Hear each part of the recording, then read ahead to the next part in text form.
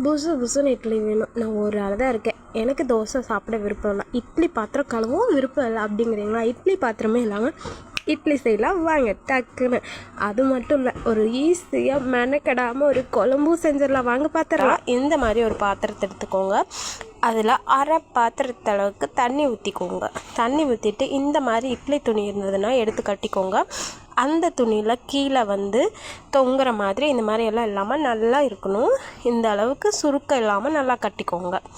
கட்டினதுக்கப்புறமா கீழே துணி பாத்திரத்துக்கு கீழே அந்த நெருப்புக்கிட்ட இந்த மாதிரி எல்லாம் போகாத மாதிரி பார்த்துக்கோங்க. ஓகேவா? அவ்வளவுதான் நீங்கள் செய்ய வேண்டிய வேலை. இதை மட்டும் பர்ஃபெக்டாக செஞ்சுருங்க.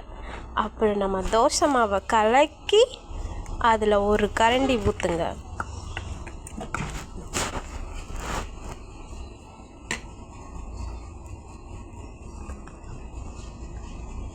ஊற்றுனதுக்கப்புறமா இந்த பாத்திரத்தோட தட்டு இருக்கு இல்லையா, அந்த தட்டை எடுத்துக்கோங்க. அந்த தட்டை மட்டும் மூடிக்கோங்க. ஏன்னா நீங்கள் இதை விட பெரிய தட்டு எடுத்துட்டிங்கன்னா அந்த கீழே தண்ணி சொட்டும். அதனால தான் சொல்கிறேன், அந்த பாத்திரத்தோட தட்டை எடுத்துக்கோங்க. நம்ம வீட்டில் ஆளுக்கு ஒவ்வொன்று வேணும். எனக்கு தோசை சாப்பிட விருப்பம் இல்லை, வெற்றிக்கு தோசை தான் பிரியம், அவனுக்காக தோசை.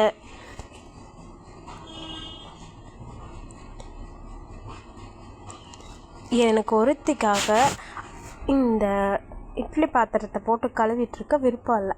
அதனால தான் இப்படி. நீங்களும் கண்டிப்பாக ஒரு ஆள் இருந்தால் இப்படி ட்ரை பண்ணி பாருங்கள். இட்லி சூப்பராக இருக்கும். வெந்துருச்சான்னு பார்க்குறதுக்கு கை தொட்டு தண்ணியில் கையை நனைச்சிட்டு தொட்டு பார்த்தீங்கன்னா அது கையில் ஒட்டாமல் இருக்கணும். அதுதான் கரெக்டான பதம். இப்போ நான் இதை எடுத்து காட்டுறேன் பாருங்கள். கொஞ்சம் கூட துணியில் ஒட்டாமல் எவ்வளோ சாஃப்டாக சூப்பராக இருக்குது தெரியுங்களா? இட்லி துணிலையும் ஒட்டவே இல்லை. உங்களுக்கு நான் காட்டுறேன் பாருங்கள்.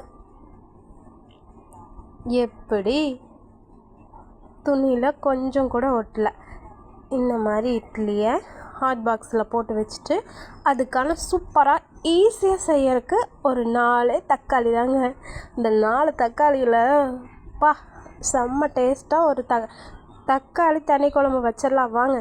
ரொம்ப ஈஸியாக, இதை விட ஈஸியாக நீங்கள் சமைச்சிருக்கவே மாட்டீங்க. இதுக்கு தக்காளியை அரைச்சிக்கோங்க. எண்ணெய் தேவையான அளவு எண்ணெய் ஊற்றிக்கிட்டு கடுகு போட்டுக்கோங்க. கடுகு போட்ட உடனே வெங்காயம் கருவேப்பிலை மட்டும் போடுங்க. அப்புறம் நம்ம அரைச்சி வச்ச தக்காளி விழுது இருக்கு இல்லையா, அதை எடுத்து ஊற்றிட்டு நீங்கள் குழம்பு மிளகாய்த்தூள் இருக்கு இல்லையா, அந்த குழம்பு மிளகாய்த்தூளை ஊற்றுங்க. போடுங்க. அதுவும் ஒரு ஸ்பூன், அவ்வளோதான், ஒரு ஸ்பூன் மட்டும் போடுங்க. அப்புறம் கலருக்காகவும் காரத்துக்காகவும் காஷ்மீர் மிளகாய்த்தூள் இருந்தால் சேர்த்துக்கோங்க. சூப்பராக இருக்கும். ட்ரை பண்ணி பாருங்கள். இது பச்சை வாசம் போகிற வரைக்கும் நல்லா வதக்கி விடுங்க. இது நல்லா வதங்கணும். அந்த தண்ணியை ஊற்றாமல் நல்லா இந்த தக்காளி வதங்கிடணும். காஷ்மீரி தூள் போட்டாச்சு.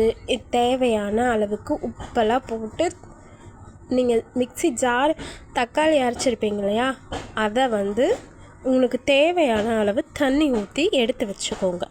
சொல்கிறேன், இது நல்லா கொதிக்குது இல்லையா, கொதித்து பச்சை வாசம் போகட்டும்.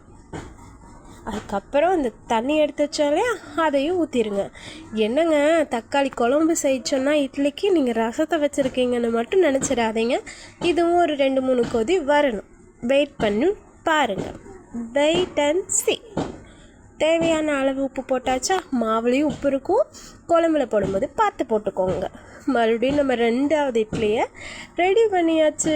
நான் எவ்வளவோ ட்ரை பண்ணுங்க, உங்களுக்கு நான் அப்படியே லைவாக எடுத்து காட்டணுன்னு. ஆனால் ஒரு கையில் ஃபோனை வச்சுட்டு அதை ட்ரை பண்ணுறதுக்கு என்னால் முடியல. அந்த பாத்திரமும் வேறு டான்ஸ் ஆடிக்கிட்டே இருந்துச்சா, எனக்கு கொஞ்சம் சிரமமாக போயிருச்சு. அதனால நான் உங்களுக்கு லைவாக எடுத்து காட்ட முடியலைங்க, சாரி. ஆனால் சூப்பராக ஒட்டாமல் சூப்பராக தான் வந்துச்சு. நீங்கள் ட்ரை பண்ணுங்கள். நான் சொன்ன மாதிரியே எல்லாத்தையும் மிஸ் பண்ணாமல் பண்ணுங்கள், ஓகேவா? துணி தீக்கு பக்கத்தால் இருக்கக்கூடாது. அந்த மாதிரி நல்லா தொங்கலாக அந்த மாதிரியெல்லாம் இருக்கவே கூடாது, ஓகேவா? மறந்துடாதீங்க. அப்புறமா சிம்மில் வச்சுக்கோங்க. அடுப்பை ரொம்ப சிம்மில் வேண்டாம், ஒரு அளவுக்கு வச்சுக்கோங்க. 2 இட்லி எடுத்து வச்சு கொதிக்க கொதிக்க அந்த தண்ணி குழம்பு ஊற்றி சாப்பிட்டு பாருங்கள், சூப்பராக இருக்கும். நான் ட்ரை பண்ணிட்டேங்க. நீங்களும் மறக்காமல் ட்ரை பண்ணி பார்த்துட்டு எப்படி இருக்குன்னு சொல்லுங்கள். அப்படியே லைக் அண்ட் சப்ஸ்கிரைப் பண்ணிடுங்க. பை.